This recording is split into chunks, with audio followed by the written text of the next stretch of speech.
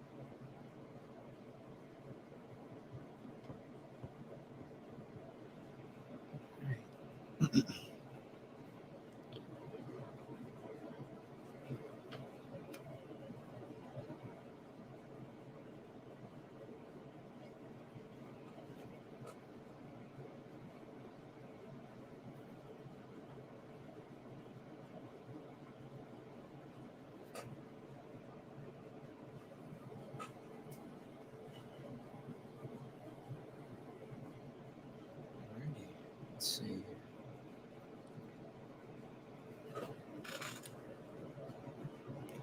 Switch over.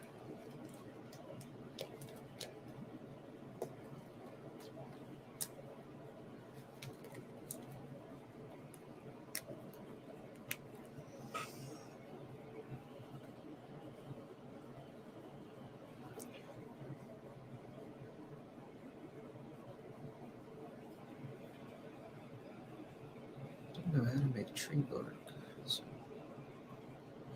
just gonna play around with it.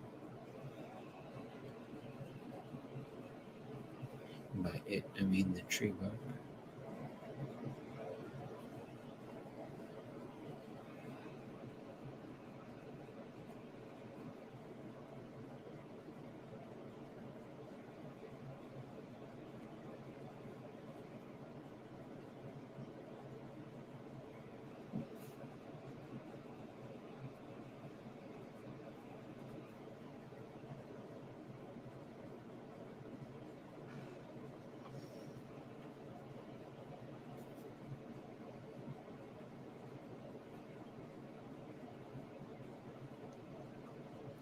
Let's put a little stack on it.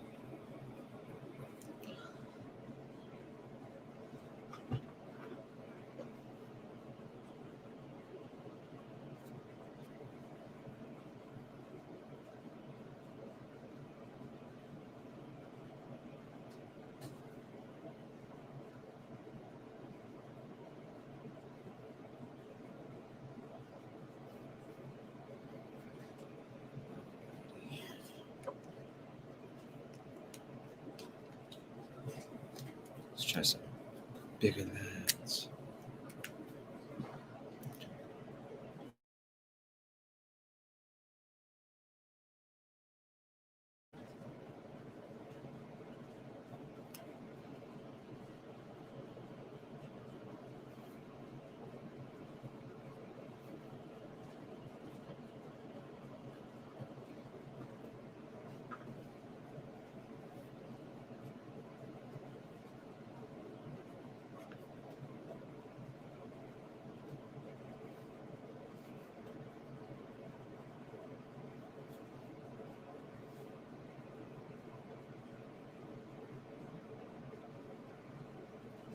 Let's get some more of that shadow. It's really my favorite thing to do. Is that heavy? Shadow work.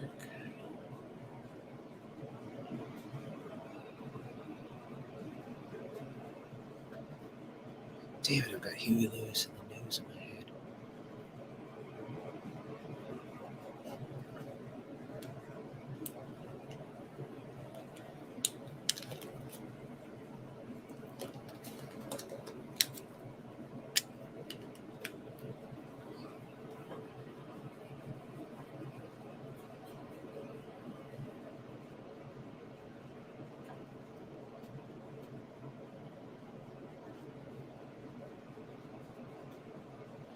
I'm going to be doing some color in here. That's what I think I'll be using.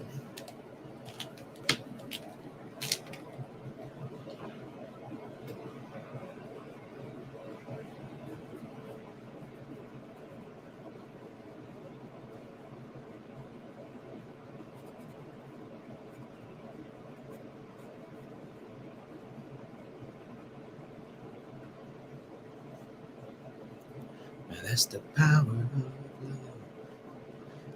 The power of love.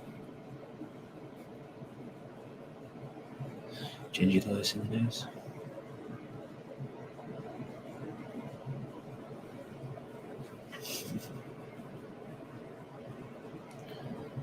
Okay. Look at that. See how that paper came up off that?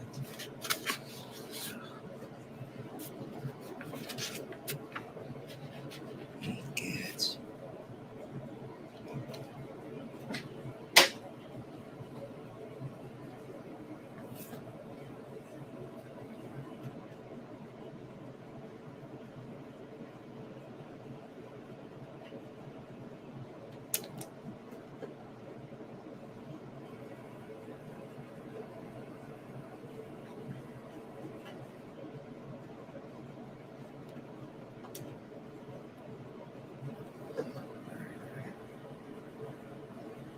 It can be tempting to just go ridiculous.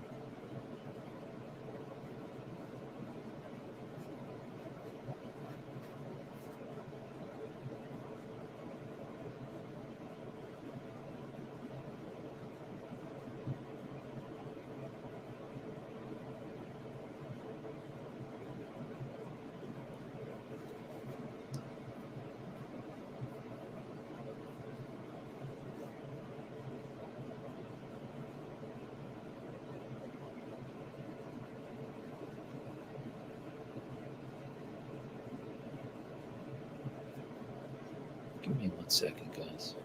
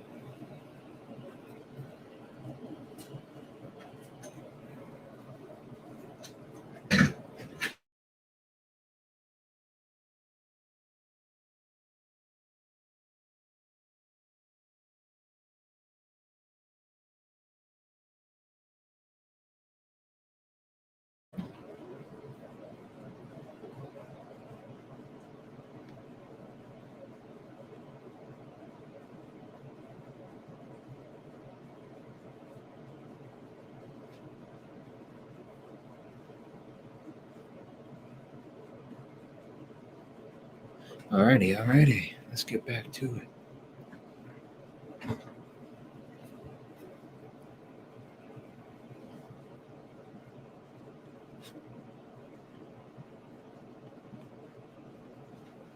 Alrighty. So putting down some of this texture here. Don't really know what I'm doing, but I love a good tree. When you really get looking into it, it's like a bunch of shapes, basically, which I guess is with everything if you ask an artist. But bark bunches are like in weird rectangles on some trees, I guess, around here. Down in my neck of the woods.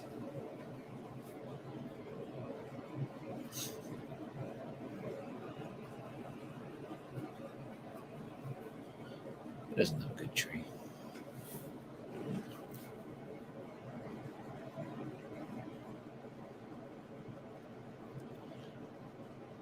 I'm not trying to make these lines look super. I don't know what. They're just. I'm gonna run it over with some color, but hopefully by the time it's all done, it'll look great. Let's get you in closer.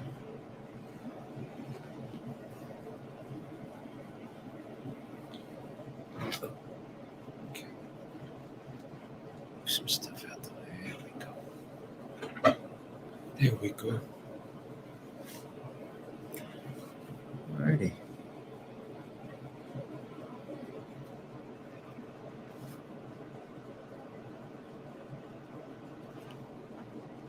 I'm not sure what I'll do next. Maybe another Geronimo draws prompt. Maybe a vampire. I'll have a good vampire.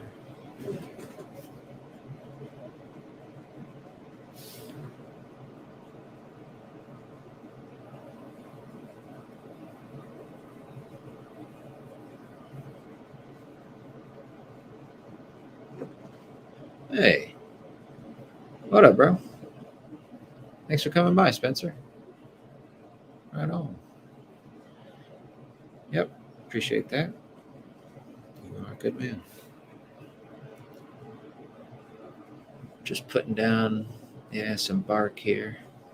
Trying to, we'll see. Got some colors. How's it going? You working on the script? The movie script? Are you doing some comic book stuff? Oh, yeah. Ha. Big developments on Copenhagen, so I need to finish the script and figure out when I can talk about it on the Patreon. Dude. Hell yes. Might have cast the lead. Ooh. Oh, man.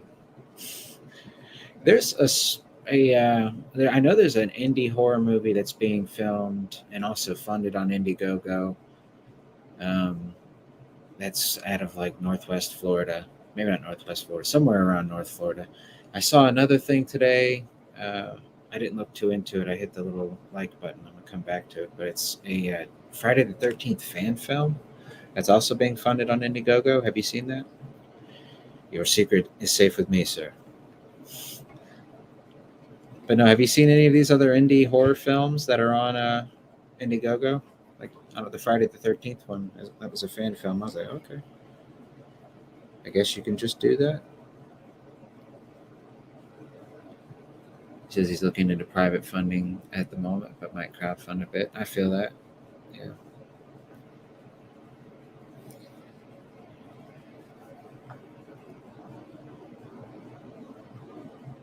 Yeah, there's a dude who does a bunch of Friday the 13th fan films. If it's the Don't Hike Alone guy. I don't know, but that sounds interesting. That's cool. You can just do that. Very cool.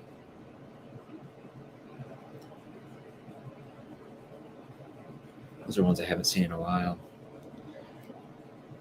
Oh, shit. Okay. Very cool. It's all on YouTube, and he releases them for free so they can allow him to do it. Very good. He's doing it for the love of the game.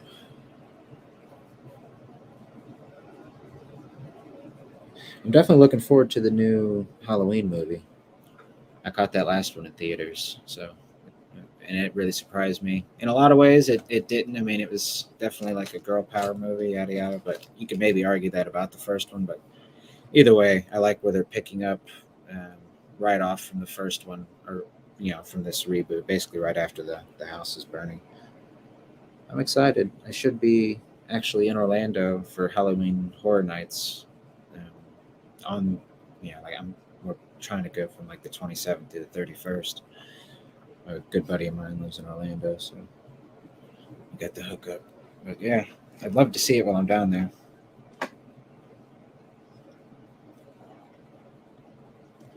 Spencer says they are solid but too sleek for my liking. I'm trying to bring texture back to film.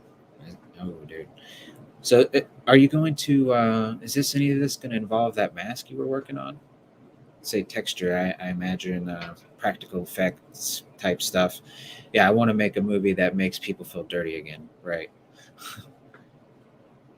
Yeah, Leatherface year this year. Oh shit, bro. Let's go. Oh man, my artist on Spells and Superheroes, Jacob Whittingham, did a really great. Just, I guess it maybe started as a warm up piece, but he took it all the way. I'll tag you on Twitter. It's a Leatherface uh, thing he did this year, or like probably like a month ago. It's actually my background on my iPad right now. Which one? I'm not sure, but this is a problem. I've probably hit the bong a little too much today. Well, which one was I referring to? I'm not sure.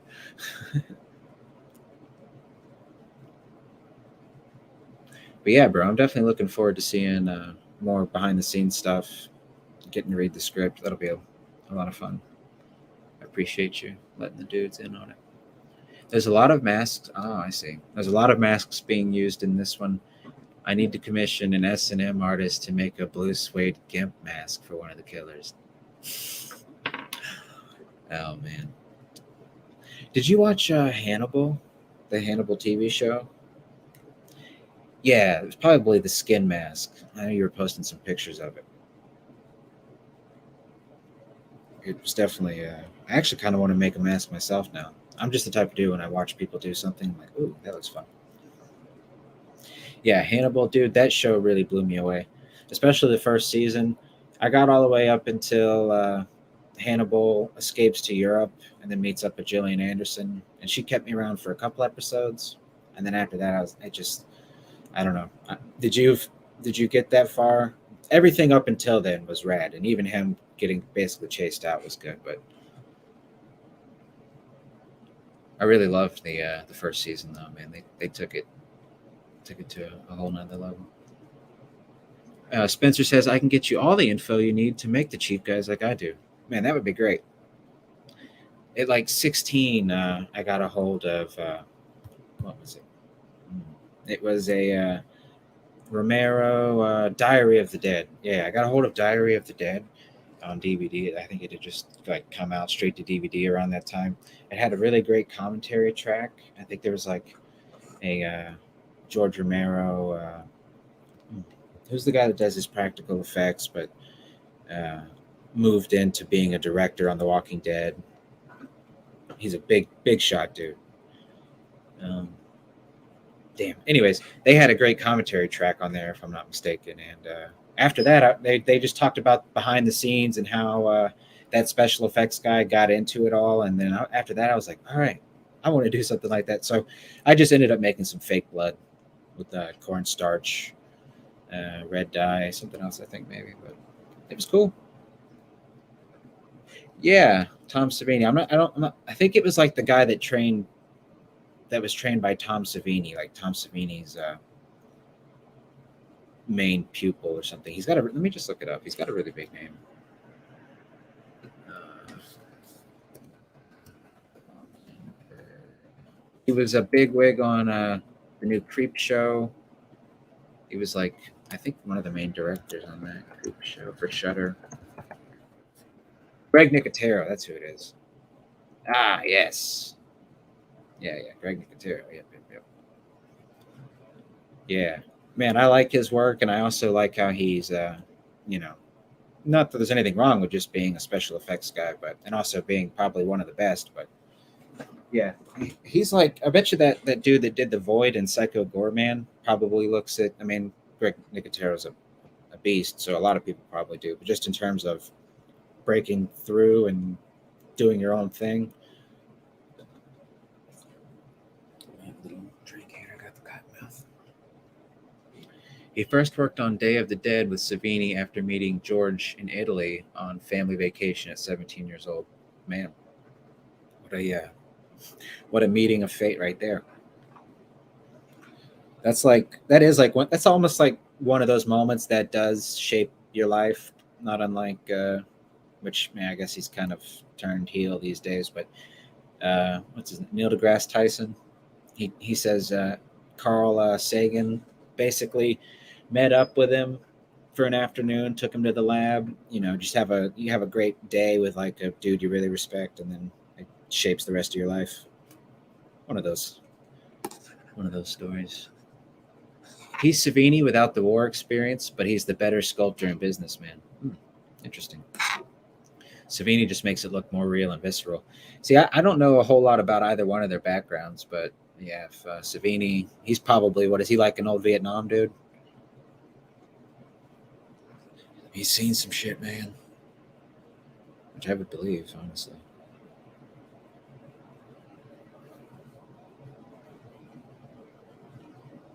Spencer says, yeah, met him in Italy, but ironically, they lived like a town apart in Pennsylvania the whole time. Man, right on. I can dig it. Definitely worked out. Savini's book is killer. And yeah, Vietnam. Oh, okay. Vietnam War photographer. You had to have a set of freaking brass balls, dude, to be in there as a photographer. Still uses photos from his tour to reference his work. Yeah, that's how you make it look real. You just use the real thing. It's like a leg break. You see a leg break on TV or something, just like a real one, UFC fight or something. And it really just makes your stomach kind of, because it's real, right? Obviously. Just rambling here. Yeah, I'll definitely check it out, though. Tom Savini. Is he still around? Actually, he still uses his art fantasy. Must be still alive. Hooray. Is he doing any work still? I tried watching that Lost. I got like halfway through the Lost Romero film that Shudder put online the other day, where it was like all at the amusement park or whatever. I got like halfway through. I don't know. I don't think I understood it, but if I'm a uncultured swine, of course. But give me the. He's jacked out of his mind. Really? Is he like Graham Norton, looking like the actual Bane? I hope to be in Graham Norton kind of shape when I'm older.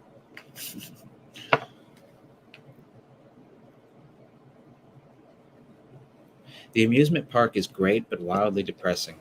Is there, was there a greater point to it all, or is it just each story's kind of each story, and that's the deal? It was like an anthology, right? It was each. I feel like I stopped like the middle of it when the narrator came back into play, walking around. Romero being art house and lamenting on the inevitability of growing old and unwanted by the world around you. Damn. All right. Yeah. That's oh, I see. The old amusement park that's abandoned. Okay, interesting. Very good. Man.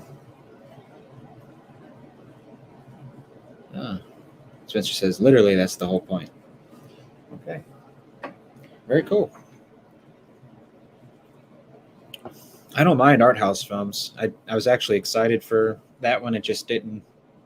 I'll give it another try now that I have a better understanding of it. A24, they're obviously a more, I don't know if maybe people would describe them as art house, but I mean, some of their stuff is certainly more artsy. A lot of people disliked Midsummer. I saw that in theaters. I enjoyed that quite a bit. The Lighthouse was great. Um, the Witch, saw that in theaters. I've seen a lot of their stuff in theaters actually. For the most part, a big A24 fan. Spencer says everyone is having fun and basically trampling the old to enjoy the new. Yeah, man, I can dig it. Damn you, Romero, making me feel things.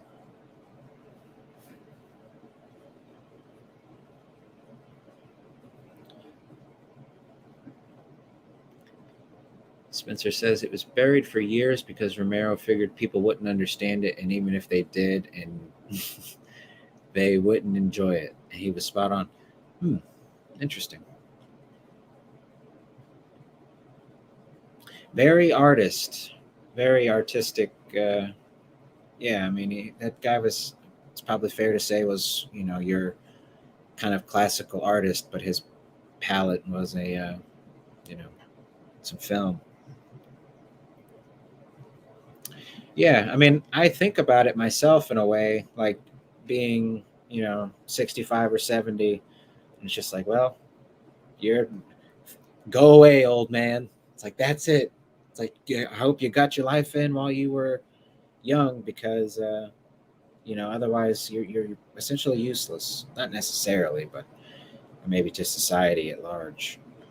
Just depends on you know probably how spry you are in a way, but yeah, I'm not trying to be a nursing home grandpa.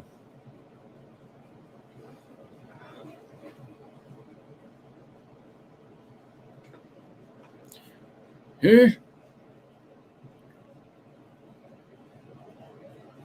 mean, in a way, though, you sort of already. I've said it like 100 times the last 2 weeks. I've just been watching a lot of '90s content. Yeah, man. Like, I definitely miss the '90s. I've been hit with nostalgia berry pretty hard here lately, but it's like these damn kids missed out.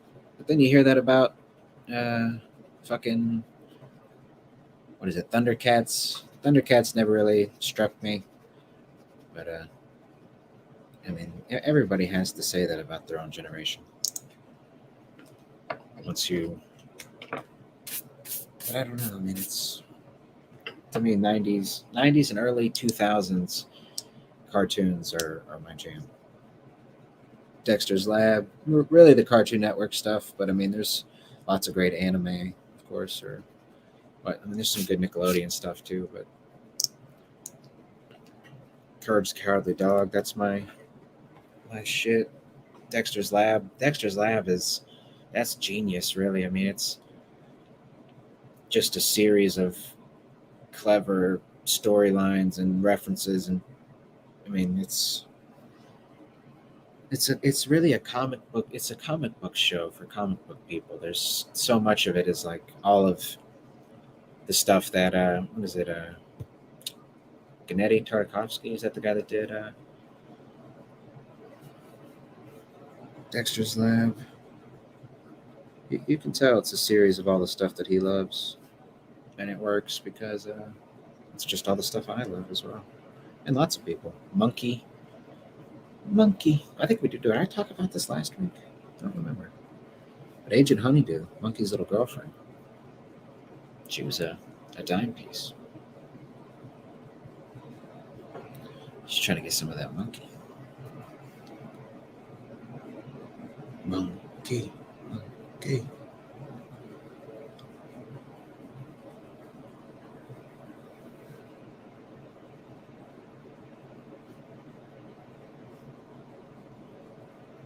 Jacob's Wife. That's one I want to watch. I saw you all talking about that on Twitter, and then I got an ad for it on Shutter. I was like, oh, okay, shit, it's on Shutter. All right.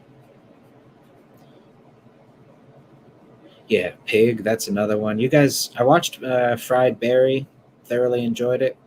It sort of gave me inspiration for something myself, but it's really just the setup for an insane punchline, which I mean, I'm not even sure if I should say it. But basically, nah, I won't say it. Maybe off air. But yeah, Fried Berry was fun. Pig, that's one I want to watch. Jacob's Wife, that's another one. If you have any sort of fresh vampire hits, definitely let me know on that because I'm looking for some. I guess if you want to call A Girl Walks Home Alone at Night, that was all black and white, heavily relied on shadows. That's on Shutter. That was on. I watched that on the Joe Bob Briggs show, but dude, absolutely loved it. Spencer says I had to order a costume for another man last night. Making movies is going to be a weird road. All right, yeah, it's like okay, like I need your size, bro. Did you get him little Spock ears for Halloween? I'm very excited for Halloween and having a YouTube channel. I'm going to. I'm going to dress up a little bit, just like classic Halloween characters. I'll probably do like a Dracula one. Nothing crazy. Maybe a Wolfman. Maybe wrap myself in some mummy paper. What kind of, without spoiling too much, can you say anything? Was it for the villain or the hero, or you said maybe you'd cast the lead? Was it for our lead?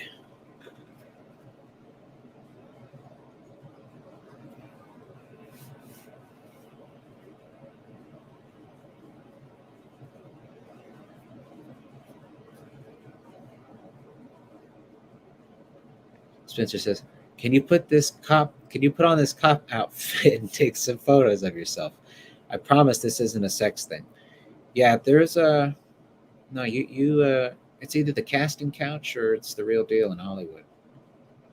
You kind of gotta be like into that. I think that comes with the territory. Hey, what's up, Riley? What up, buddy? Tick Inc., my man. Gonna be my guest this coming Sunday. Me and Pedro. What's up, bro? Thanks for coming by. Spencer says, an actual message I had to send to him.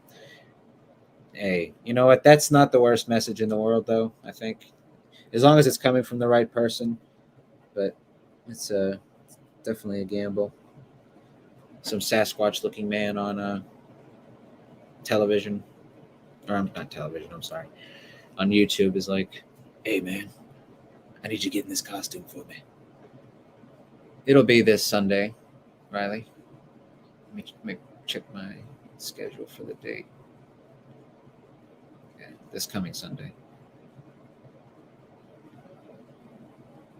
What is that? It's just 2 days from now, isn't it?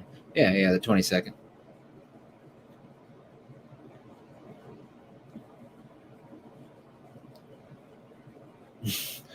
Is it the OnlyFans? Like you sent them your link tree? Like, all right, you can contact me here, and it's all just a bunch of like cam girl websites. This guy's like, what the hell am I getting into? It's like, look, man, do you want the role or not? Yes, sir. I'm definitely looking forward to it. Riley is an animation guy, and also a comic book artist and writer. He's got his book out, Rip the Falcon. He's got the first episode of the animation for that. I assume he's turned it into a series at this point. He's working on the second one. Yeah, Florida is in some weird space flux. I'm in Northwest Florida, basically like in the tri-state 2-hour area from Alabama or Georgia.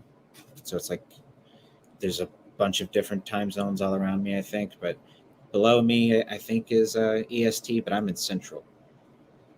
So I have no idea why. I just live here. Florida does get a bad rap, though. You try not to let it get to you as a Florida man, and believe me, I do get it. I mean, there's like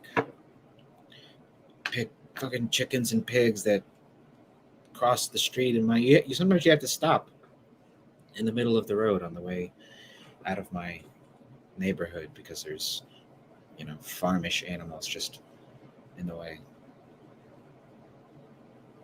But no, I mean, I think the reason our media gets so wild is there's these laws in Florida. I think it's called like the sunshine laws or something, where it makes court uh, documents and information way more public.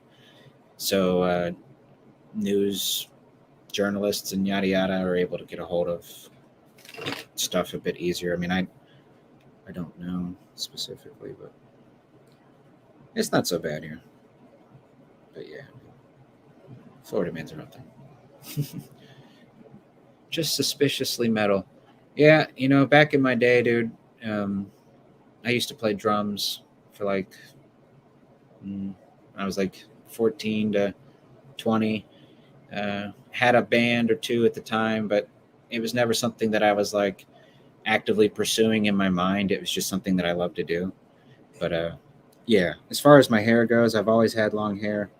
There's been a few times when I've cut it just for like 3 or 4 years spans, but no, I haven't had a haircut in I think about at least maybe 4 years now. It's been hot as fucking balls, so I've been thinking about it, but it's all right.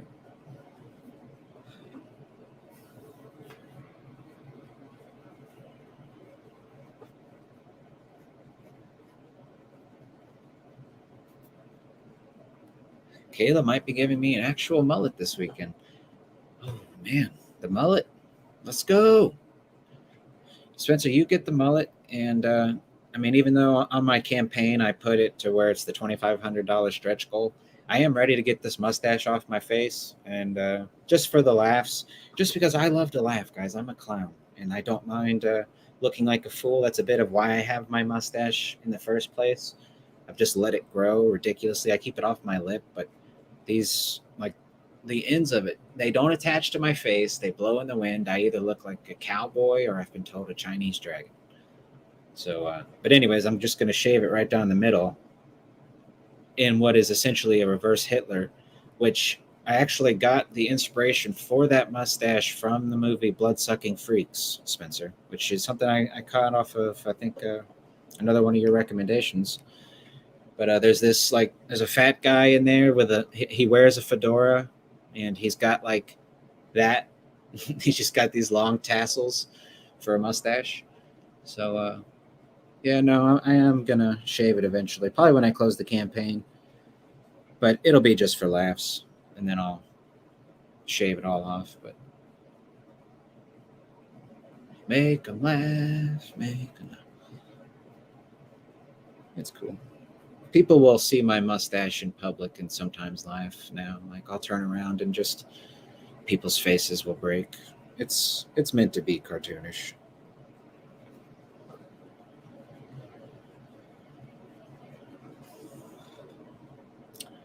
GG Alien and Murder Junkies. Oh, Murder Junkers. Yeah, if I just cut the ends off right now, that would be a Magnum PI mustache. Like it's that level of, you know. Excuse me, sir. I need to see your ID.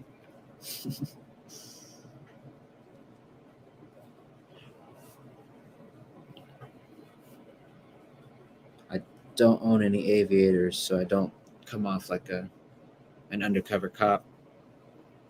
It's like I don't know, man. That mustache seems pretty suspect.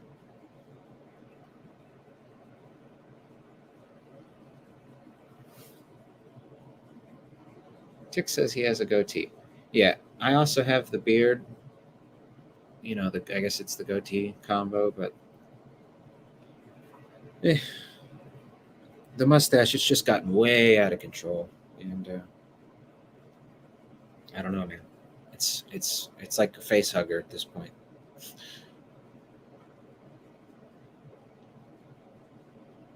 Like this mustache ride is coming to a close. Last chance, everybody.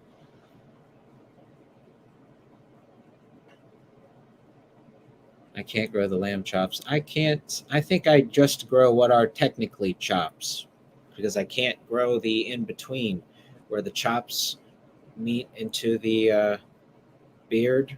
Those spots are barren for me.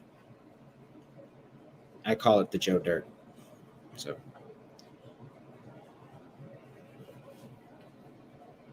the Joe Dirt. And that's a really great movie. Joe Dirt. Absolutely worth a rewatch. For my dirt heads out there.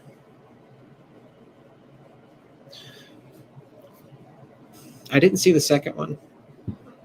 I'll be honest. But that first one is just one of those movies. It's like Anchorman, where it's like they didn't mean for it to be that. They probably didn't mean for it to be that good. It's like they just created it and was like, okay, here we go. Just doing what they want to do. The second Anchorman, I could not get through it. Any of y'all see that? Is it just me? Am I being a snob? A little freckled punk? You like Anchorman 2, Ginge? Well, we'll have to fix that.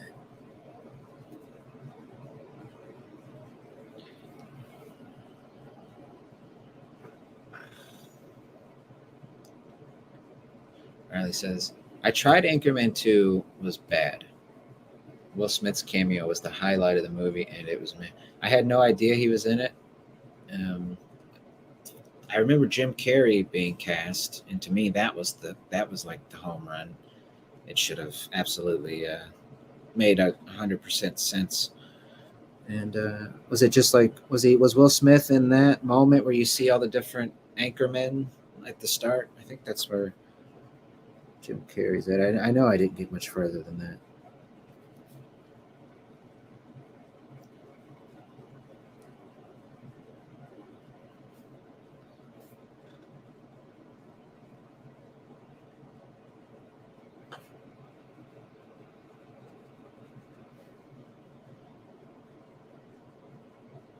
Yeah, just the same fight from the first movie. Okay, right. Where they're all talking trash about each other's moms in the park. Which is good. That was good stuff.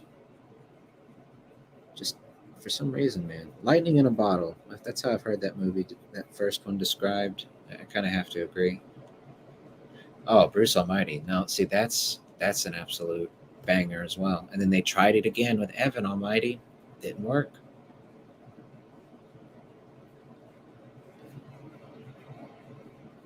First Bruce Almighty, it's a great movie. That was one for me that, right around Gold Member, Bruce Almighty, what were some, The Cable Guy. Those were just off the top, like 3 movies for me that were on repeat as a kid. Even The Mask. I mean, The Mask, The Mask is one of the first movies I remember watching. I know it's definitely like one of the first movies you get put on in front of you as a kid just to have on. And I know I watched the hell out of that. I was a big Jim Carrey guy. And I know it definitely affected a lot of my sense of humor. I love Jim Carrey stylization. Yes, Man, that's a great movie.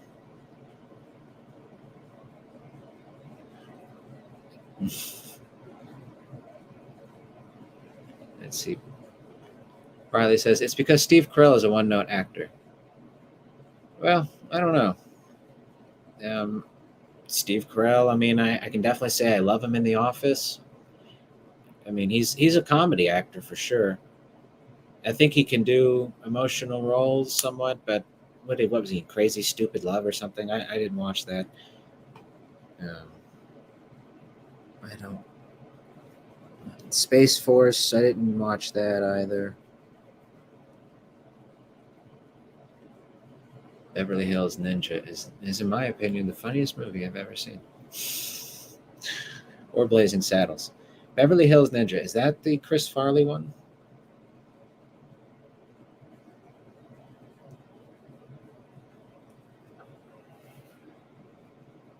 It's probably been. I've maybe seen Beverly Hills Ninja one time, maybe twice. Way back in the day.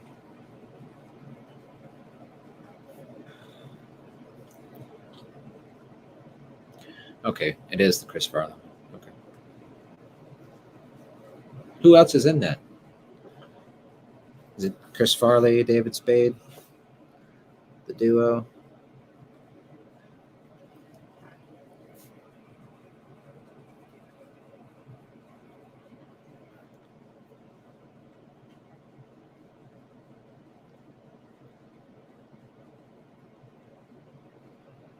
Yeah, I'm not sure what I'm going to do with this little checkerboard here. I was hoping it was going to kind of texture itself out. But I guess that isn't how art works.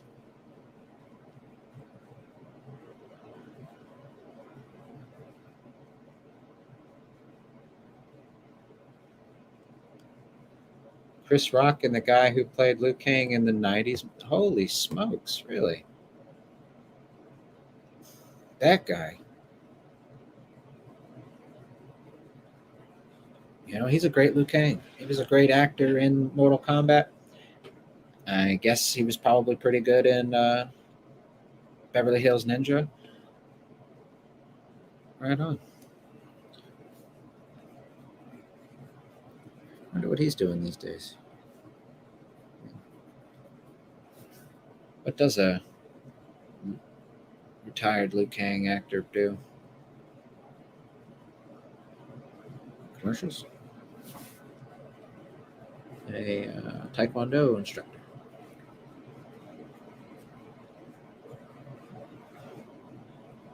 Yeah, right on. I've enjoyed, at this point, I have to say, I've enjoyed all three Mortal Kombat movies. I know people really didn't, it's like a 50-50 split on whether people liked this newest one or not. But, I mean, I've said it before and I'll say it again. The decisions that they made, while not popular, they sort of make sense enough for me to where it's like, okay, just buckle up for the ride, I guess, and try to have some fun. I mean, sure. Like, also, I went in with the same way with that Kong versus Godzilla, and a lot of people's critique on that was we need less of the human nonsense, and I completely agree with that, honestly.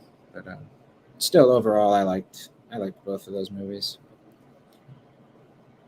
I did watch Suicide Squad, and I mean, it's for some reason James Gunn's style. I didn't really care for Guardians of the Galaxy. I worked at a movie theater when that was out. Uh, Saw it, and I fell asleep in the middle of it. So I don't know. It just never struck me. But It's just an R-rated Guardians, which is, if you're a James Gunn guy, then it's probably for you. Like my buddy Colby, you've met Colby Riley. It's the guy I play Xbox with. He loved it. He loved Suicide Squad. He loved Guardians of the Galaxy. So it had some good stuff in it. I mean, Pete Davidson getting his face shot off. That was fun. Yeah, Annihilation, dude. I love Annihilation. I also love that Shao Kahn. He's a, I mean, he's Shakespearean in his level of overacting. Like he needs to be on Broadway with the center stage spotlight shows all him. Dun, dun, dun, dun, dun, dun. No, I liked Annihilation because I think they tried a lot of stuff. They really branched out. They added in lots of the side characters that everybody loves. People might argue, well, they didn't do shit with them. It's like, well, I mean, I don't know, guys. I enjoyed it. I liked seeing the extra characters. What was it? Ermac that gets tossed into like some pit. Um, was it Shao Kahn tosses Ermac in a pit just because he, you know, does something. You can't be that guy. Right, Jax versus Cyrax. That was awesome. There was a Mortal Kombat show, not the web show, but I think was it like late 90s? They had a show. I'm not sure how many seasons it ran. Not many, but I remember catching a few episodes. I remember seeing like some fight in the woods, and I think they redid that. Are they touched on it again? The Cyrax stuff. They went a little deeper. I vaguely remember something about like Jax and Cyrax and other robots in the woods, like a kind of tropical thing on the TV show. But Spencer's still here. It's funny that we're talking about the original Mortal Kombat movies because his Raiden impersonation, it is spot on. I mean, I don't know, I want to try it, but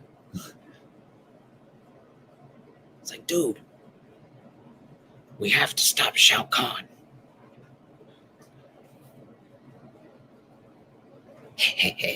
Like his little laugh. He laughs like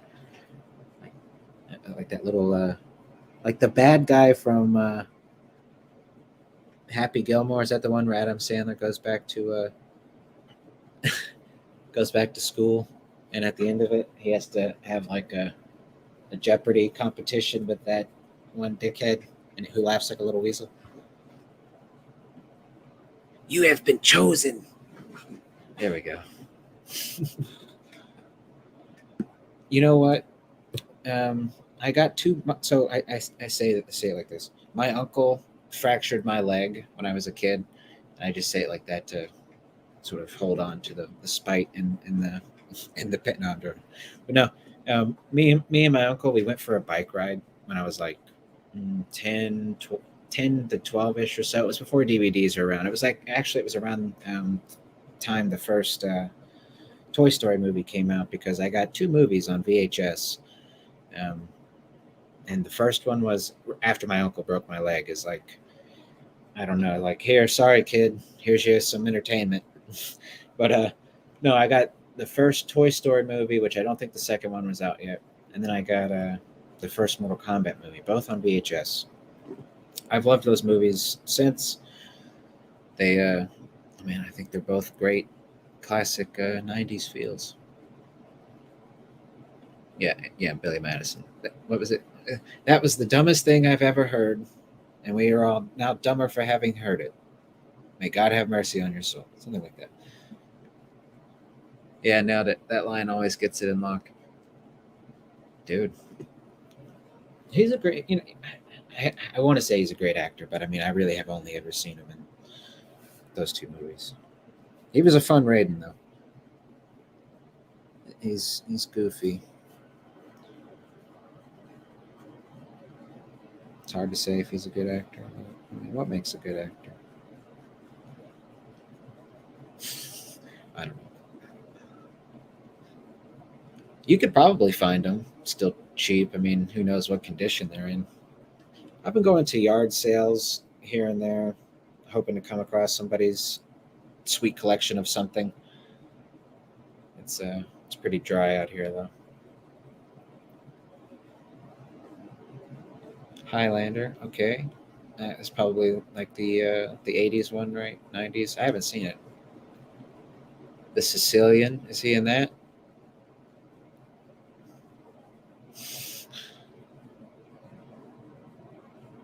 Where is he from? He's from Europe somewhere, right? Somewhere weird, like Norway or something.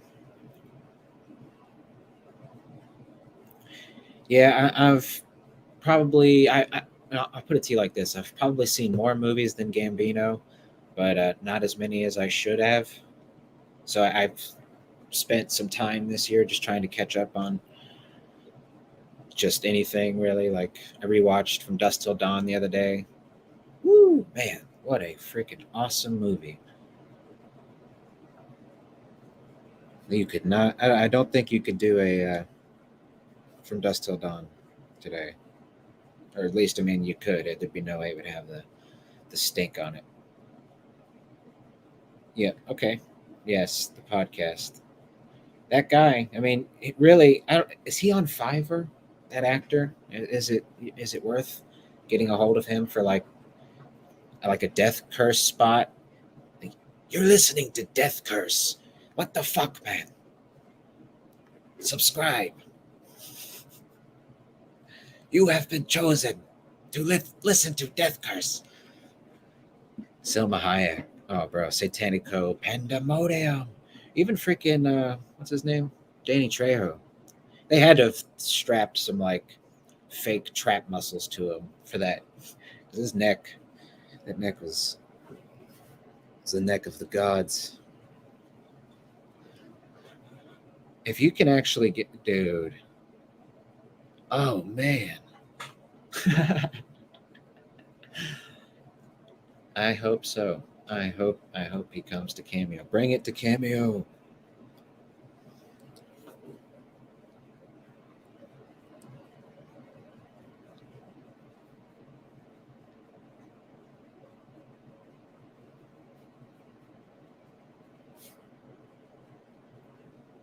Sex Machine.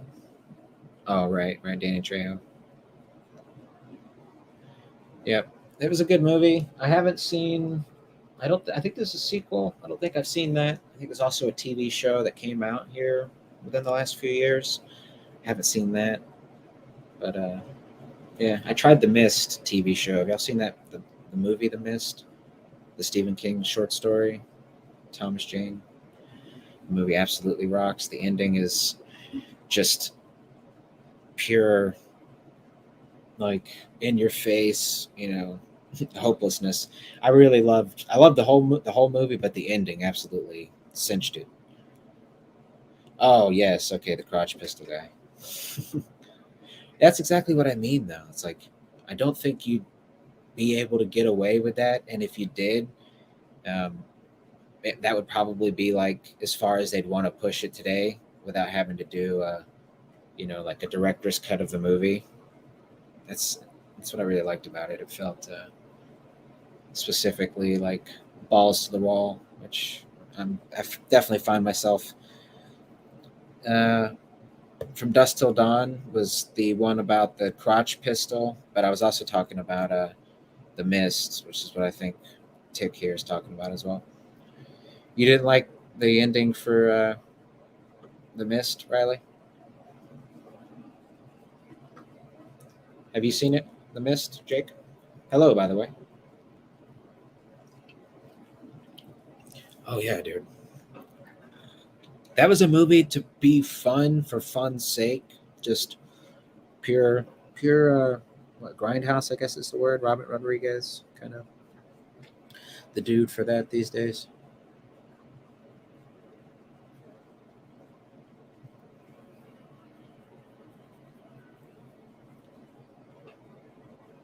The Mist in black and white. What? Really? They did it in black and white. Hmm.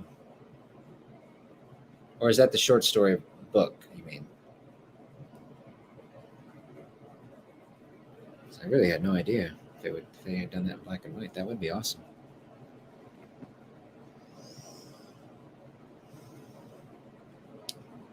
Riley says, "I'm sending you my drawing I doodled with you while watching in the Discord." Hey, in the Patchworks Discord, my man. Let me pull up in Discord. Get that on screen.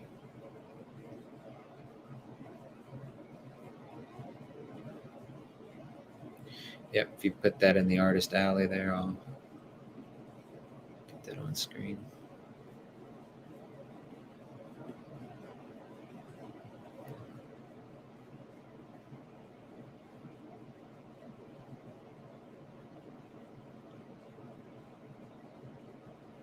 Okay, let me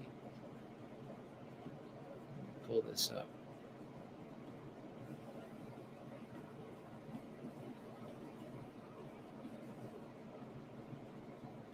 Share screen. Okay. All right. Ooh, okay. So I think definitely see a mouth here, some drool. There's a nose. This almost looks like a falcon, sort of, or a bird silhouette, but it is probably just oh, I don't know what it is. What you doing here, my man? This is your art style, bro. This is what I like about it. It always makes you turn your head. Like you usually physically have to turn your head to try to look at it in the right perspective, or just to straighten it out. Right on.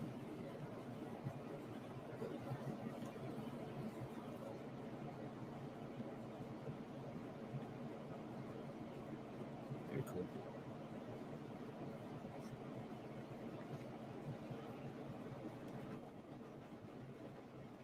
Jake says, if you can throw the 2007 in a video editor and change the color channels, the movie gets a whole new feel. Man, boy, that is dude, very interesting, and absolutely would be worth a watch. Hey, Ashton. Hey, buddy. Good to see you. Thanks for coming by. Ashton Jackal has a great YouTube channel, reviews comics very fairly and honestly, without any of the drama and the shenanigans. Jake says, we're sharing art. Can I show you my latest? Please, bro. Absolutely. Love to see it.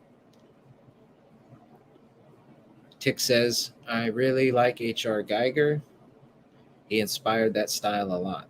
Very cool. Yeah, I like it. I like the line work. It builds up a whole. I mean, I guess that's what an image is really, right? Building up a bunch of lines into something. But yeah, it definitely makes you. Okay, let's see. Okay.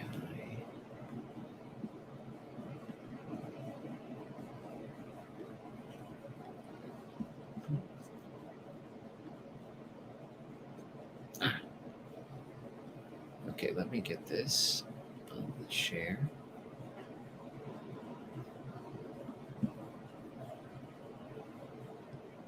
Share screen. Hey. All right. Let's get this full screen on for y'all guys. Sweet. Right on, Jake. A plague dog. I like it. They have like jack-o'-lantern type heads. I mean, Halloween's coming up, so I'm real big into anything Halloween themed or scary, spooky. Awesome work, Jake. Did you do the colors as well?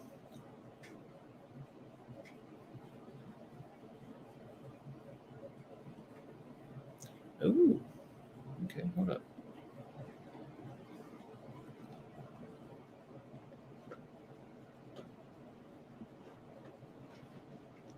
Let me get this up here. Share screen. Oh man. Okay.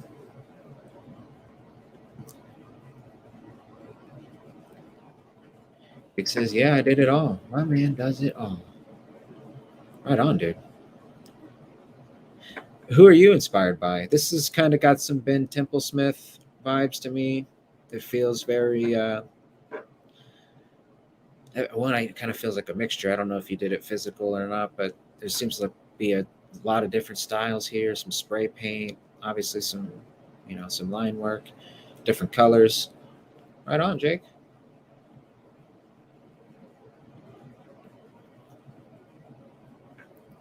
Very cool, bro.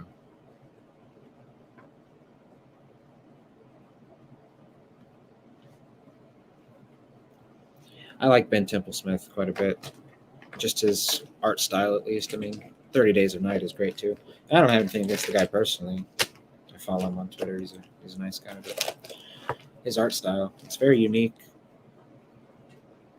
It feels like he's just one of those artists that stuck to his style, stuck to his guns. And you can actually get a commission from him for stupid cheap. I mean, considering the level of success I suppose he's had. I mean, you can get a basically a shoulder piece, including the physical, like the full piece of whatever character you like. Mostly, I don't think he does quote unquote celebrities or animals, but yeah, for like $225. I mean, I don't know if that's worth it to you or not, but it's surprising to me because I think he would try to charge you more just for the name. But Jake says I pulled most of it out of the main game core book. Added some fares of Junji Ito and Kintaro Miura. Ah, okay. The main game core book. Do you mean Dungeons and Dragons? Which core book? Vampire the Masquerade. I found out today they do an Aliens tabletop RPG, which I mean I definitely would love to try. Like Ridley Scott, Aliens.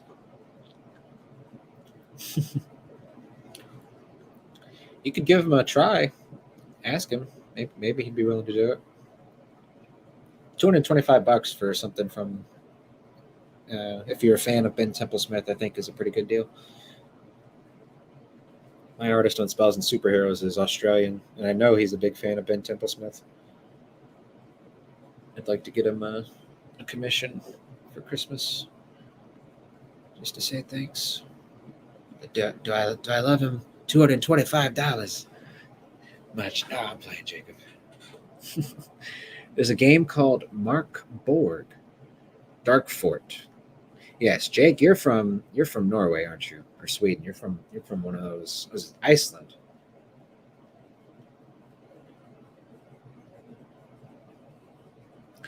Dark Fort, very cool. What's it about?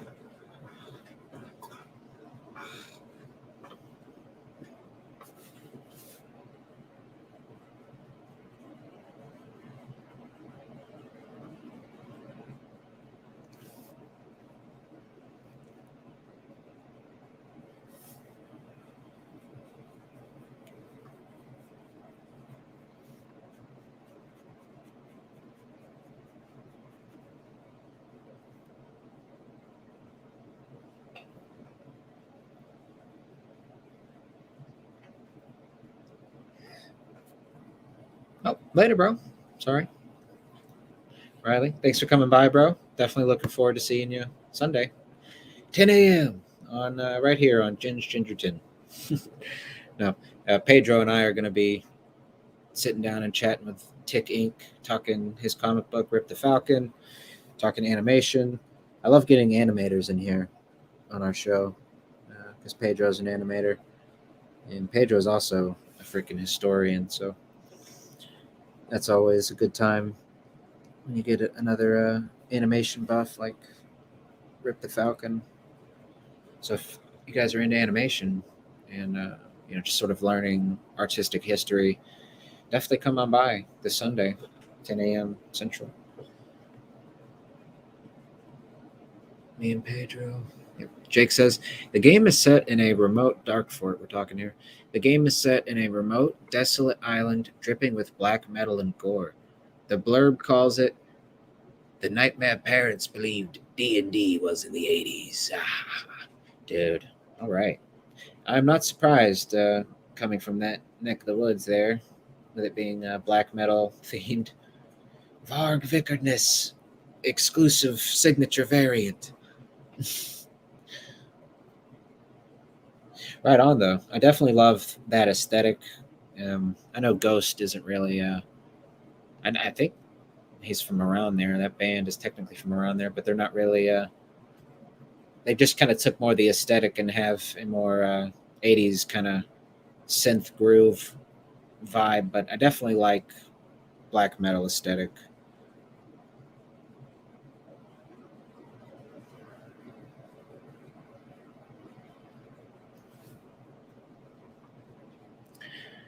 It is just an aesthetic, though. But I mean, people out here start worshiping Satan, and you're like, well, hold the hell on, guys.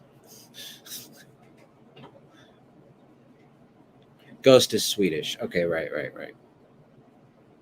Prequel. That was their latest album, if I'm not mistaken. I really enjoyed that quite a bit.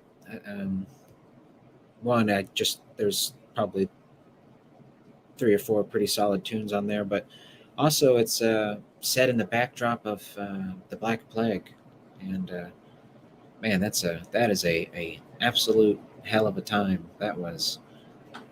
So it's usually lots of little interesting references throughout throughout the lyrics of that album to like just shit in the Black Plague era. It's the more you learn, it's like, oh man, good stuff. They pair well. Jake says the more accessible black metal is usually Swede, right? Is it still huge over there? Is it still sort of their national export, black metal? people burning down churches. And is there a historical context behind that? Was Sweden particularly, or that area, was it heavily? What do you think causes some of that kind of blowback in such a larger way than I guess maybe we had over here? I'm in America, but if you have any thoughts on it, I'm just curious. 'Cause it seems like, yeah, I mean that's sort of what people know that area a lot for, right? Isolation and alcohol. That'll do it. Being out there in the cold, just being pissed at God. It's like out here freezing my balls off. For real. Yeah. Okay.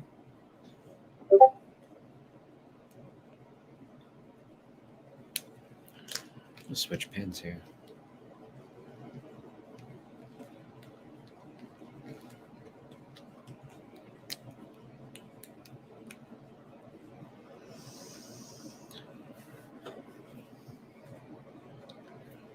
Yeah, I'd say what my favorite kind of, not necessarily black metal, but kind of Americanish in that vein would be Lamb of God. As far as like the more heavier, but even still, I don't think they're out here legitimately worshiping the devil. I'm sure lots of these black metal dudes are neither. It's just LARPing to the highest order. The church burnings was spawned as a trend between bands to create an edgy rep. Yeah, that'll do. Yeah, there was a lot of that's sort of the whole thing of it all, right? That's why it escalated so much, was just people kind of like a dick measuring contest.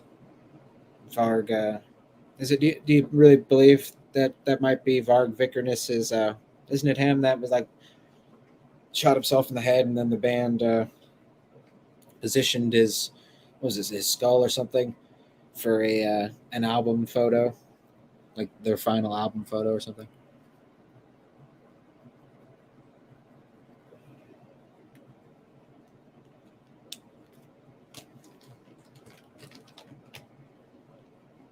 Yeah, that will do it. I mean, that'll definitely give you the rep.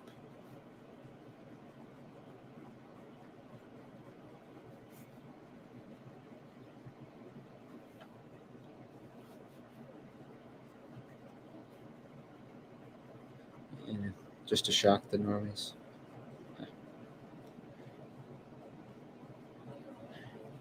Ah, okay. Euronymous. Okay, I'm not sure how to pronounce that.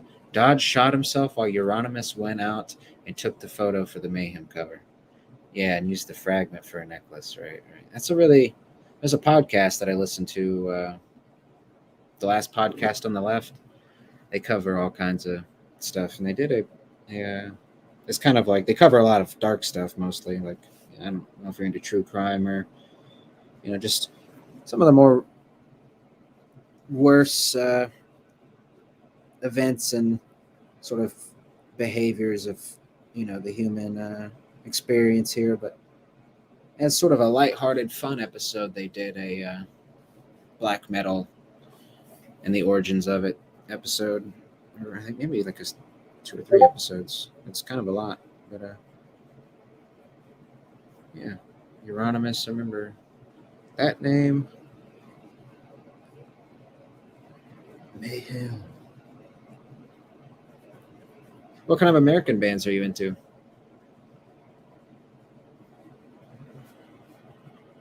Also, what besides black metal? What's is there like any other sort of genres that are really big over there? Or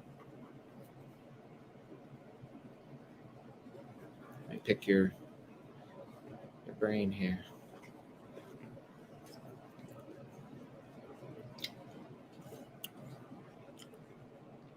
Hmm.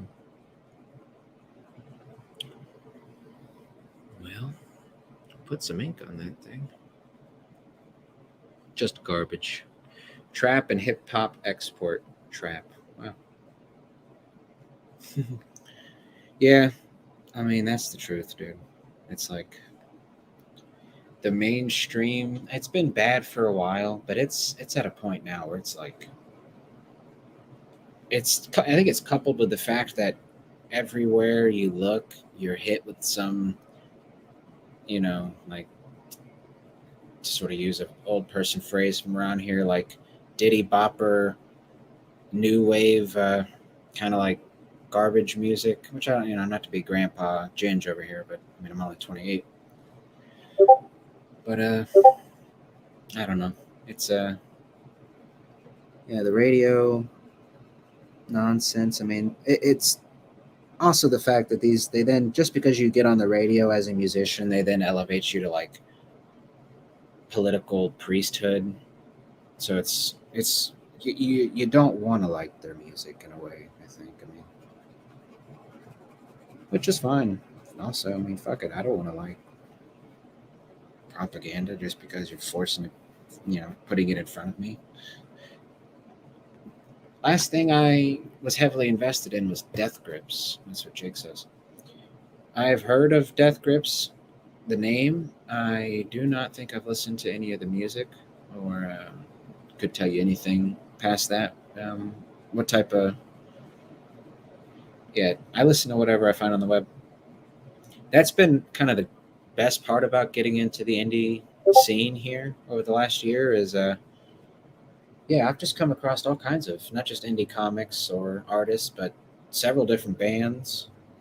Ryan's YouTube show has been really great about each week. There's a different band, but so yeah, through that I've come across a few different bands. A Japanese band, Viwat, they're a lot of fun.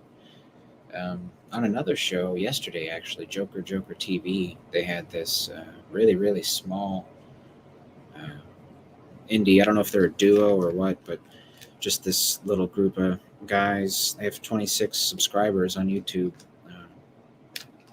Something Pygmy Hippo. Yeah, they had a song that they played on that show, Joker TV, from you know this really small, really really small, I guess duo or whatever. But yeah, man, like these people on the radio, they just for whatever reason get chosen, get accepted, agree. I mean, there's lots of reasons, but and sure, some of them truly have talent. I mean, I'm not saying they're without talent. I'm just saying like you got to play ball to a certain degree as well. Jake says, I've just repeated Deftones' White Pony for a year now. Aside from that, I'm mostly industrial or experimental techno or electronics. Okay, right. Okay, so are you into like popping? No, I'm playing. But is it like sort of what us Americans think of European like dance clubs with like rave and just dancing sort of like that type deal? Or is it more like I mean, I have a limited palette here. Do you like Rammstein? I know they are more metal, but I mean, definitely industrial, right? And certainly have elements of electronic in there and dance. My uncle introduced me to Rammstein. Rammstein.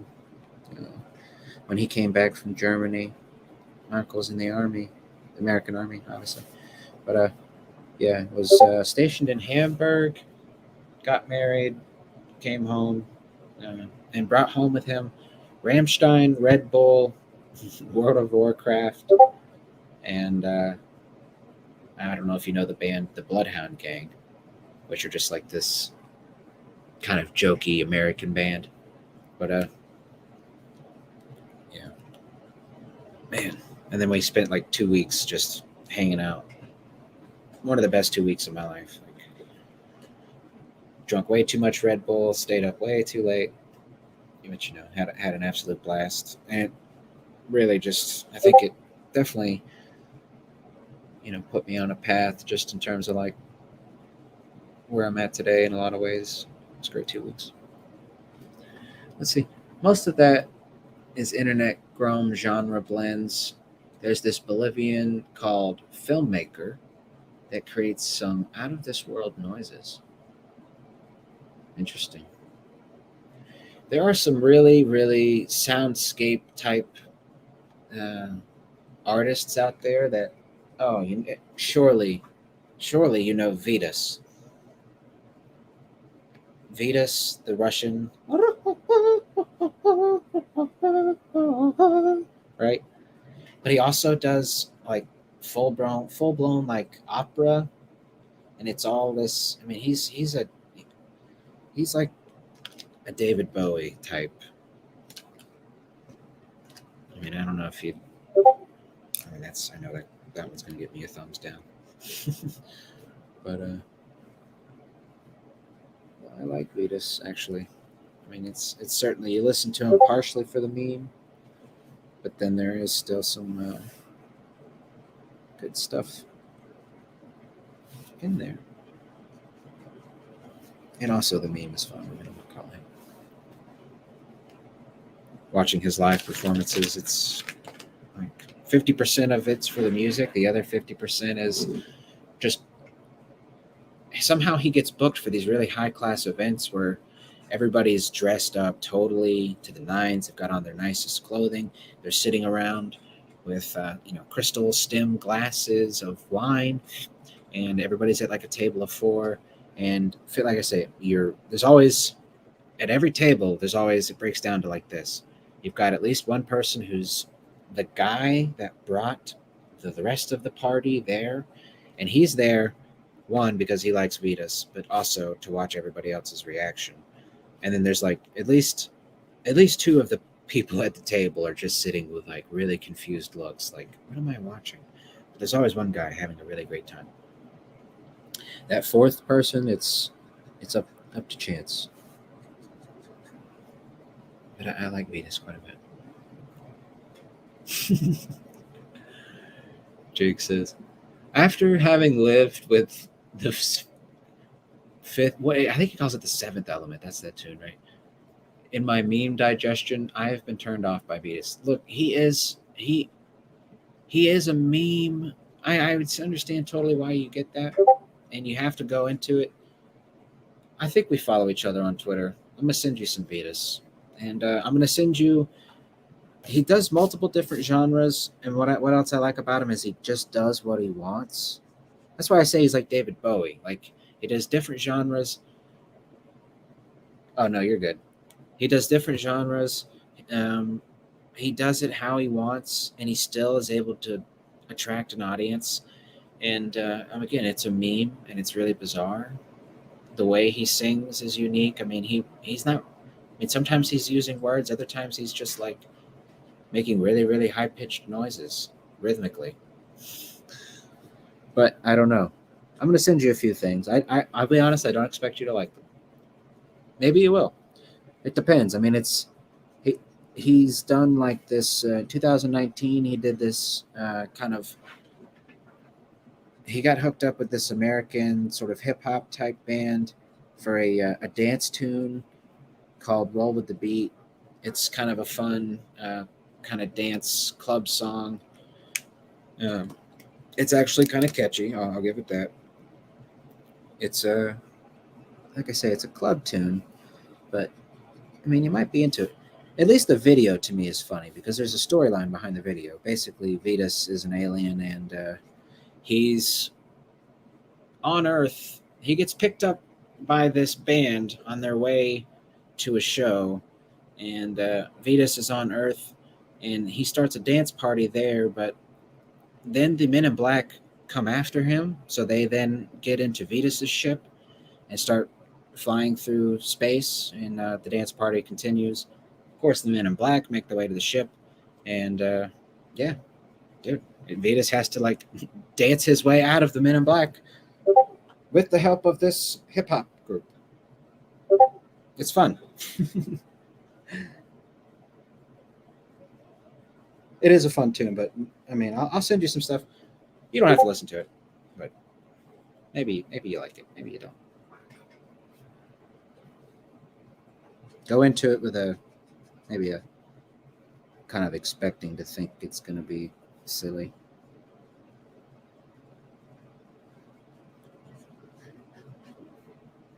I've talked about Vitas too much.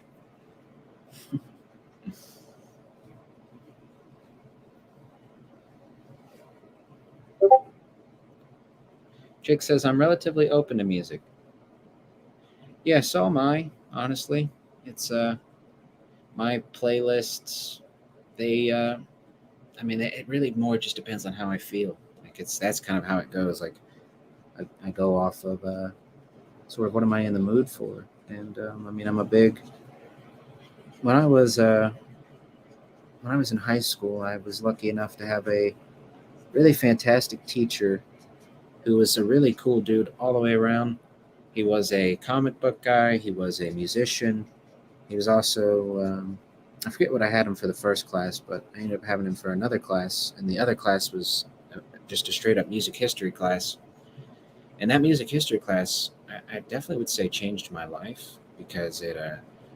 We started at the like early 1900s with basically the birth of American blues, like the Mississippi Delta, you know, like Muddy Waters, Dirty, original, also like the original first recordings of music and stuff kind of started from there.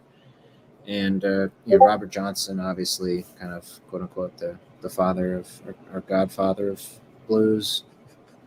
Um, yeah, but we went all the way to like the 1990s with Nirvana, like the grunge period by the end of the year. And it was cool. It was a lot of fun. Really, really, really great class. And then we also he ran the comic book club after school, so we also get to talk comic books. Jake says, "I listen to Tonetta and Wesley Willis, if anything to go by. I am not familiar with either of them, but yeah, no, I think uh, there's a lot of benefit to just having a wide range of music. If anything, you just have a lot to listen to. But you play any instruments or anything? Are you you know, do you slap at the bass?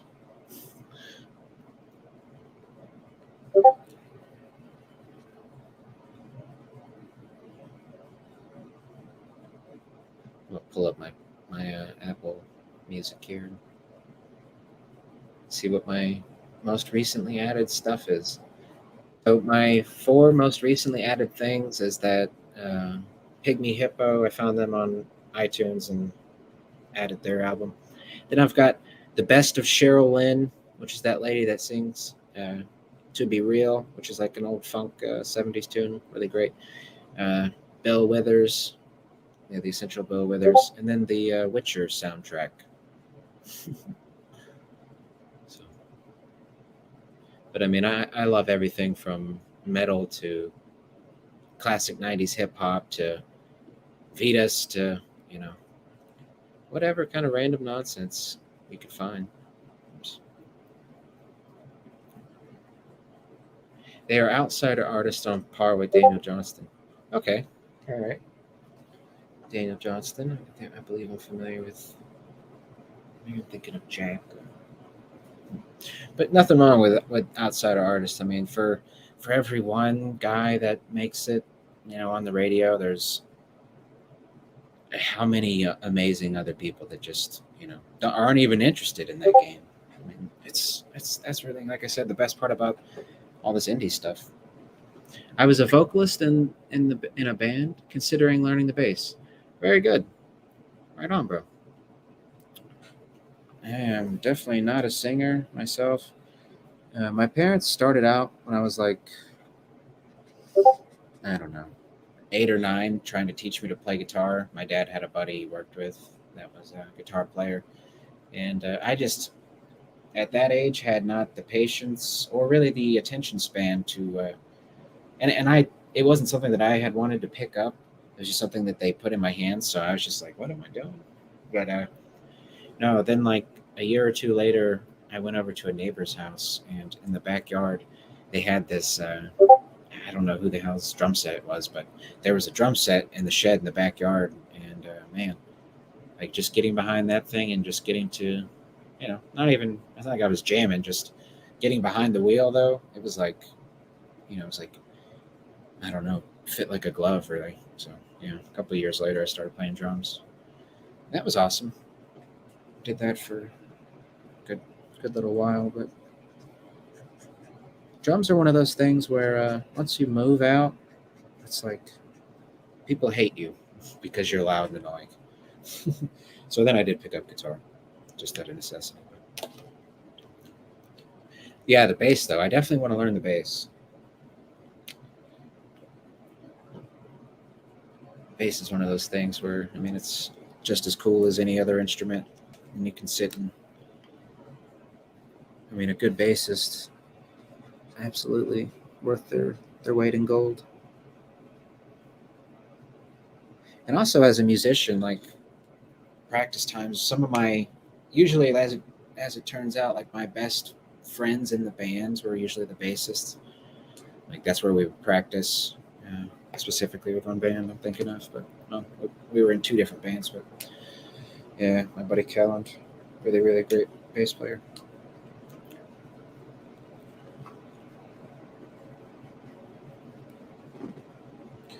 I put way too much ink on that, like a moron, didn't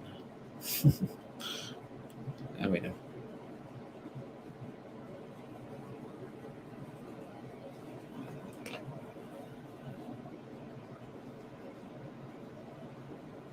Pardon me while I fix my camera there, buddy. Hey, no problem, Jake. Do your thing.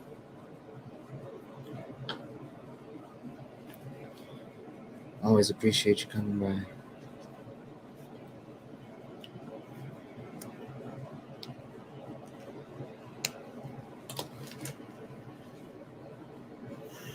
Let's see what to do here. What to do here? What do here?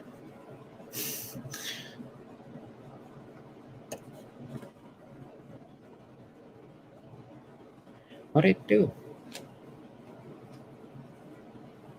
It's a little inside joke. I need some. These are all my greens and browns. I need some brighter browns. Yeah, so I'm just really gonna have to. I need a colorist up in here.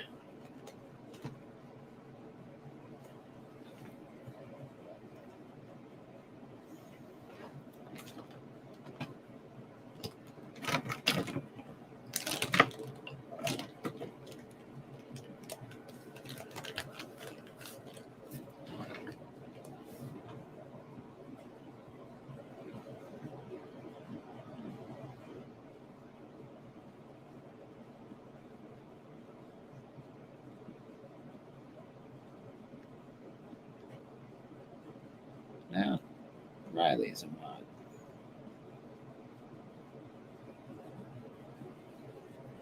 You know, if you're my friend, I'll probably make you a mod. Doesn't mean you have to do modly duties, but you can. It's not expected. Just appreciate you coming back.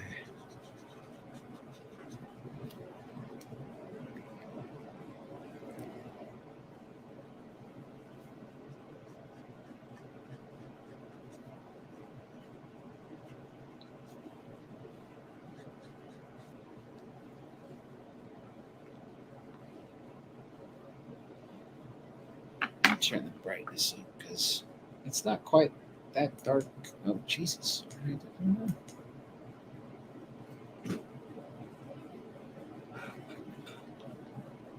For like, I don't know what did I pay for this. I don't recall, like $80 for this camera and this overhead light on two, what do you call these? Boom arms. They just mount to my desk. Very solid.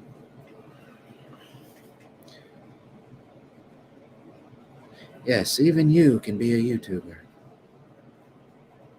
I could be a YouTuber? Why, that's right.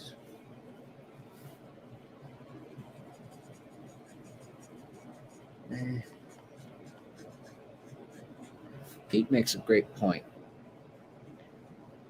You're either a YouTuber, I mean, well, I guess it's not your either, but ask yourself in terms of like, are you a YouTuber with a comic book? Are you a comic booker with a YouTube?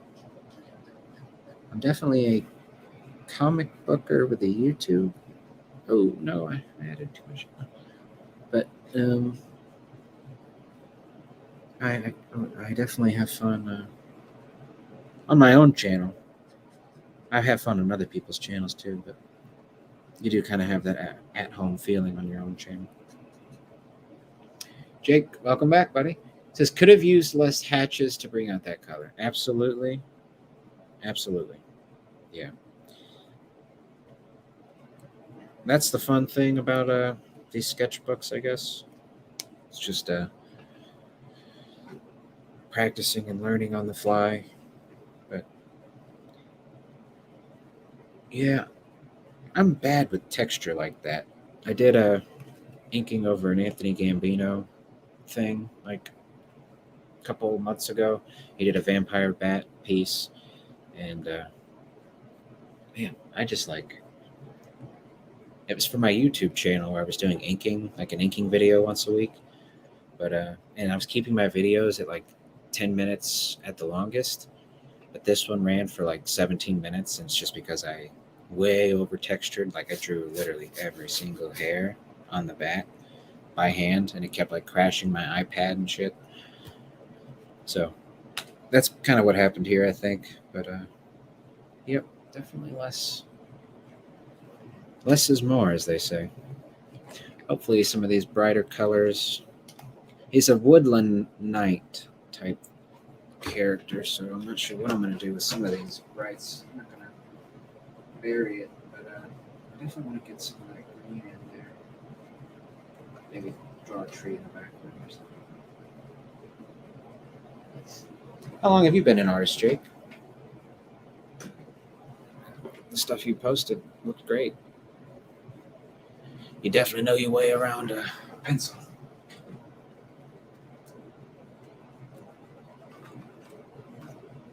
Let's grab this yellow. Let's say.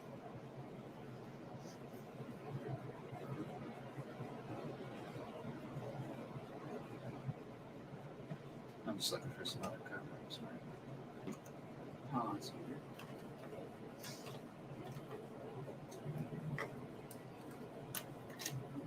Let's try that as well. Okay, Jake says, I'm an artist when I remember I am. Yeah, I don't consider myself an artist. I don't think I'll ever be. Well, I mean, I don't think I'll ever be a professional artist that anybody's paying to draw for them, and that's totally fine, really. Because in order to get to that level, you basically have to be committed to it. I imagine. I mean, unless you're like super talented, and then even still, I mean, there's an amount of work that must be done. Look at El Padrino. That dude is he's probably naturally super gifted, but then at the same time, he's always posting something incredible. So he's like one of those dudes you wish you could draw like him any day of the week. Love Padrino's work. These are compliments, just to be sure. Really talented artist all the way around.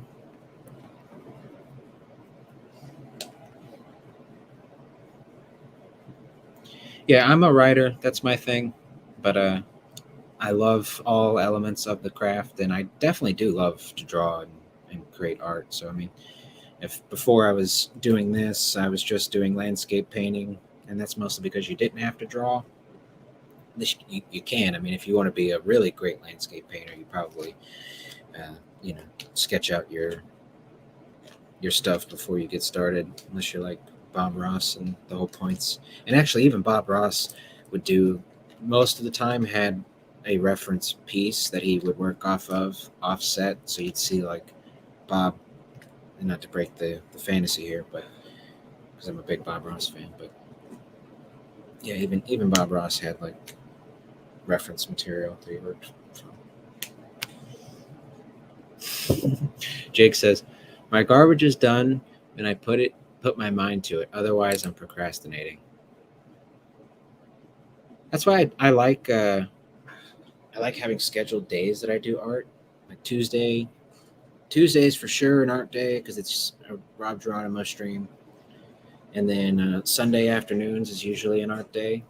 Um, I'm also trying to squeeze more in here. Just had some spare time today, and all of my YouTube shows for promoting spells and superheroes, I tried to schedule them this week, but everybody wanted to do next week, which is totally fine. Totally fine. But I've got 1, 2, 3, 4, 5, 6, maybe I have at least 6 shows next week, maybe a seventh. I'm basically Sunday through Thursday at this point. I've got YouTube shows. So yeah, I wanted to take some time today and just relax and get some get some art done. It's a bit like meditation, right? Just kind of getting in there and doing something. It is nice to have the company. That's you.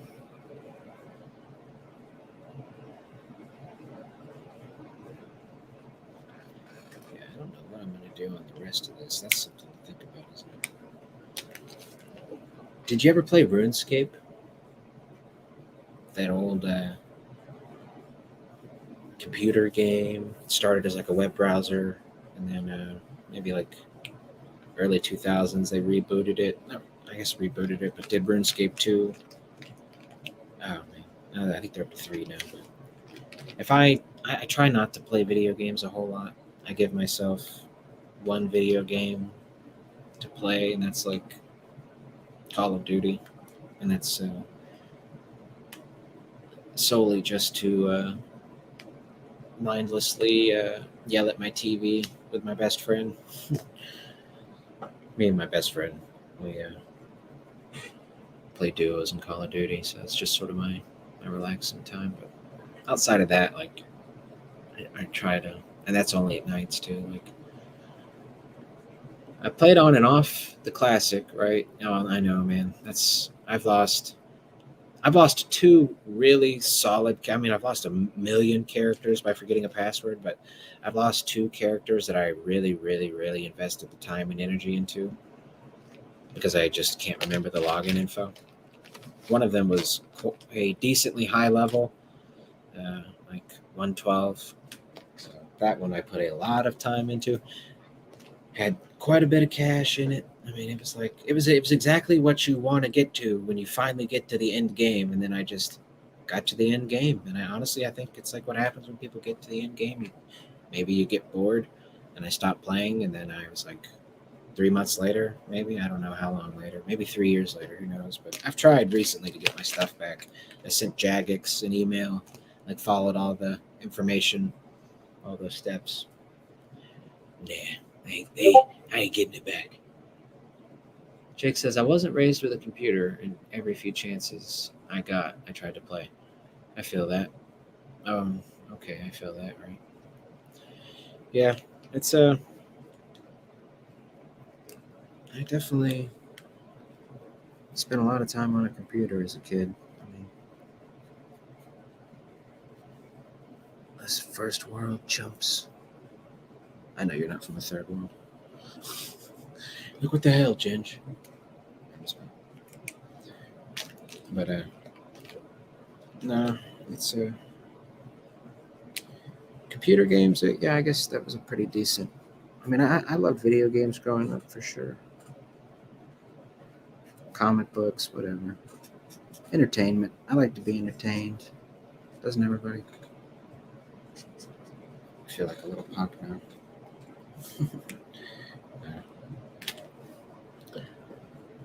Anyways, though, RuneScape. Yeah, I mentioned that. There's this set of armor. Let me find it. There's a set of armor in RuneScape. It wasn't particularly good, and it was almost more like a gimmick. But it was like this elfish armor, maybe. It was like this wood armor. It looked pretty cool. And added, it's not elf armor.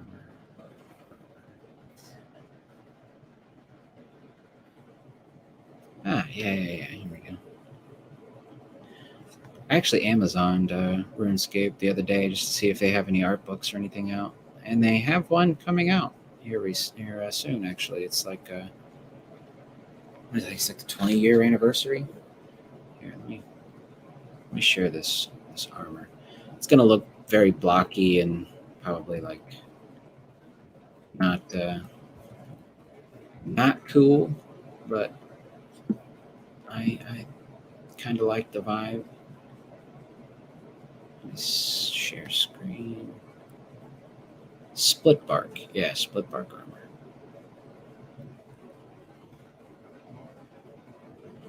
That might be sort of the color palette I'm looking at here. I don't know if I exactly have the colors. Can improvise.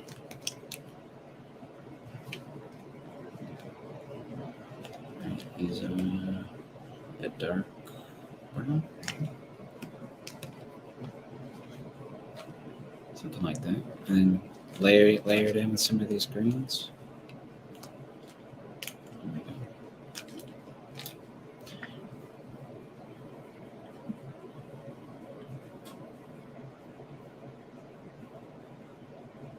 Alrighty.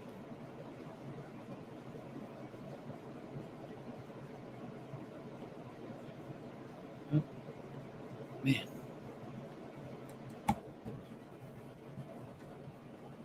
Okay, so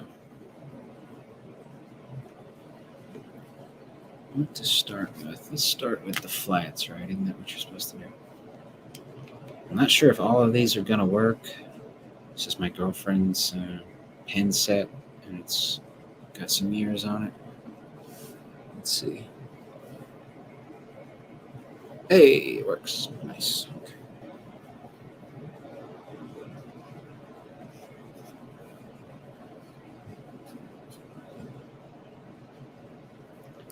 Let's use the other side.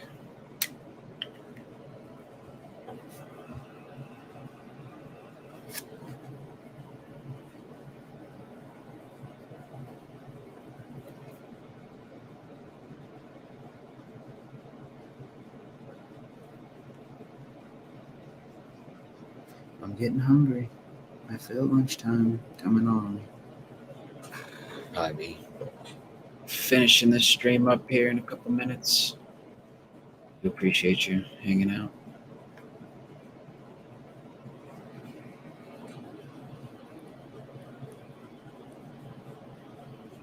Two hours really flies by, man. On these streams, really doesn't feel like it.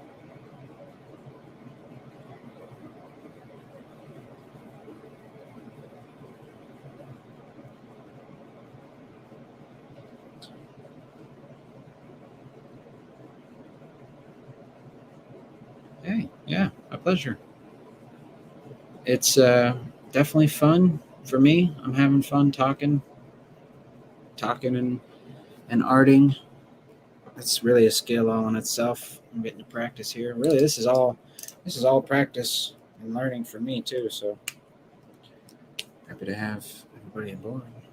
Anybody that wants to come hang out. If you ever want to come on, bro, we can definitely get an art stream together. We can pick a topic. You're welcome to choose or whatever. Have us a little 2-hour draw and chill or something. However long. I'm a flexible guy.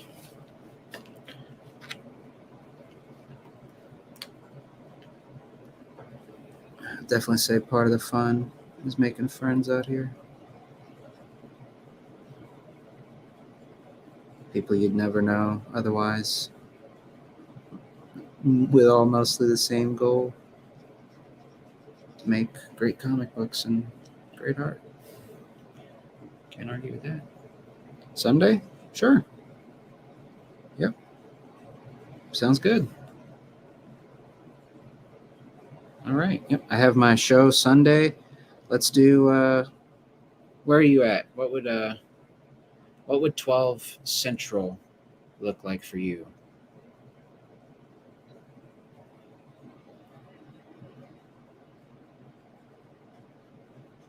I'm in Central Time.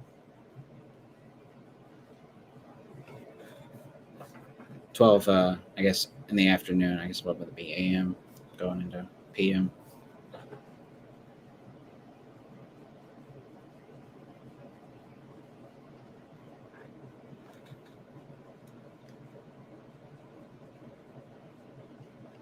Okay, I'm in Central, about 7 to 8 your time, if you're in EST. Yeah, I'm in Central, which I think is an hour off. It's either an hour ahead or an hour behind me. So that wouldn't be too bad. Does that work for you? 12 Central? Which is it's roughly about that time.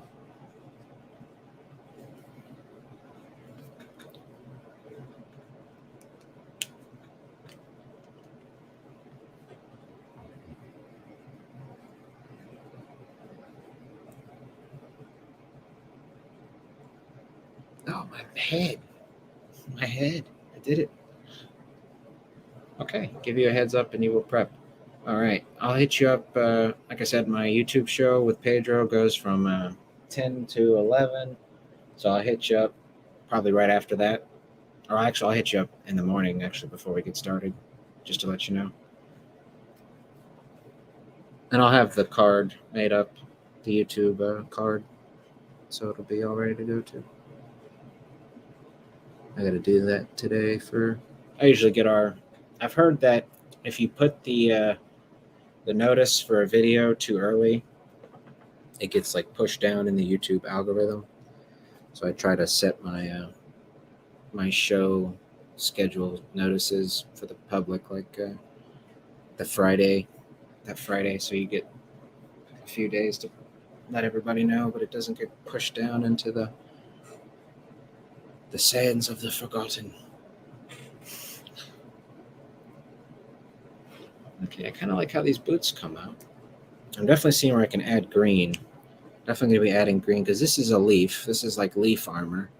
So that's going to get some green. That's going to get some green. That's definitely going to get some green, right? That's all leaf. Yeah, I'm thinking the trimming is going to get some kind of something.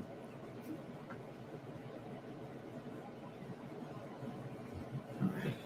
Well, I honestly want to keep going, but I do have to eat some lunch, so damn. All right. Okay, I'm out of here. But Jake, thanks again, buddy. I'll hit you up when I get the YouTube video made, and then I'll shoot you the link. Yes, exactly. I definitely got lucky pulling that out with just out of the old hat there. Yeah, I'm definitely going with that. But okay, bro, I'll hit you up and we'll chat Sunday, man. Thanks for stopping by. Have a great day, everybody.